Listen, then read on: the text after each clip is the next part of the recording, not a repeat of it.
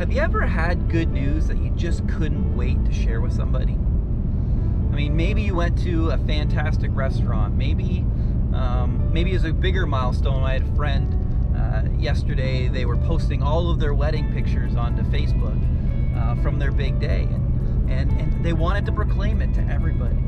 You know, I think about the mandate that God has given to us, that Jesus gave to us before he left. He said, I want you to go and make disciples of all nations, to teach them to obey the things that I have told you. And so the apostles, they took that serious, and they went out and they began sharing. And in our text this morning, we have Paul and we have Barnabas. They're out in Iconium and they're sharing the good news. And they head to the synagogue, and what they find is, as they start sharing the good news of Jesus, that Jesus is the Messiah, that he is the one who came to save us, that he is the one that sets us free, that it is through him and through him alone that we find salvation.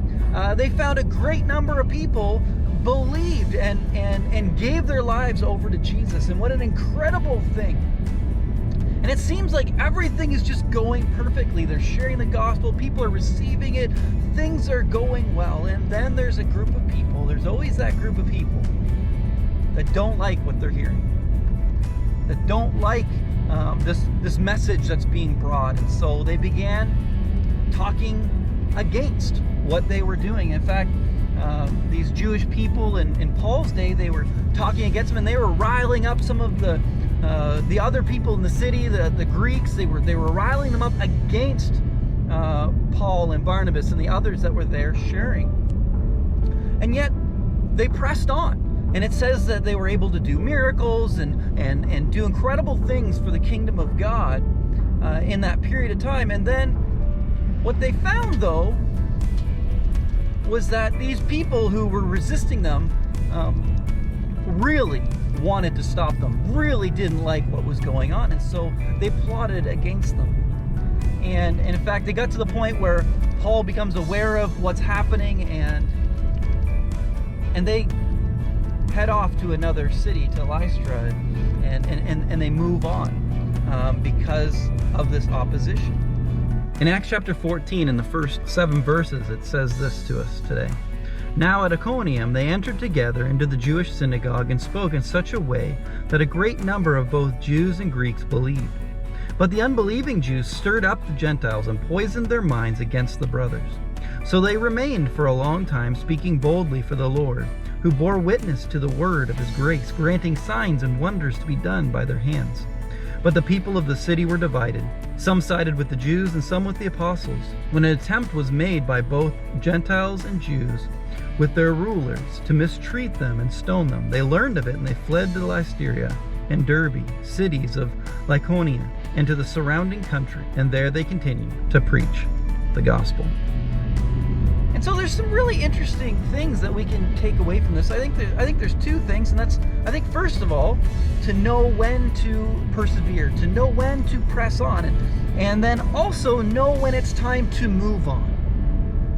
And I think sometimes in our journey, and I don't know about you, but there are people that I have spent through my years of loving Jesus and wanting to have people respond to the gospel, that I've invested time into them, and I've shared the good news, and yet it just didn't seem to be going in the direction that I wanted it to.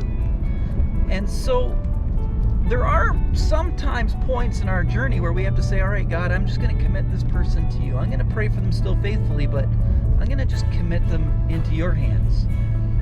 And God, I'm going to ask now, is there someone else that you'd have me to share with? You see, we can face persecution, we can face dangers of many different kinds. We can face opposition of people who just will not listen to the message. And sometimes we should press on, but sometimes it's time to move on.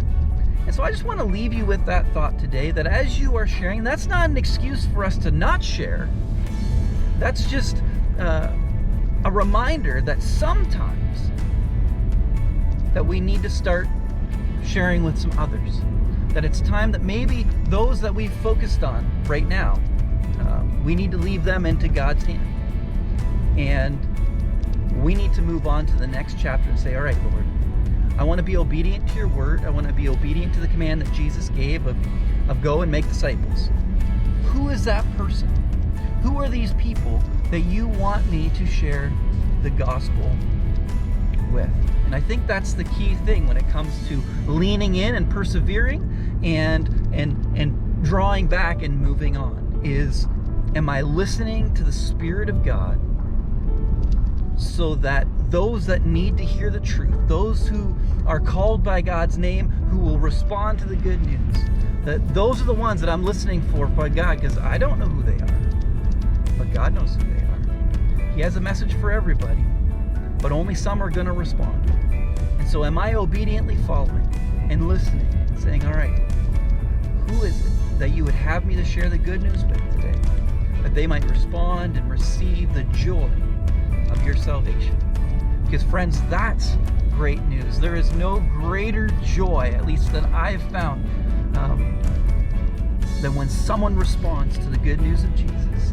They accept it, they believe it, and their life is transformed. It is a glorious thing because of the good news. Hope you have a great day. God bless.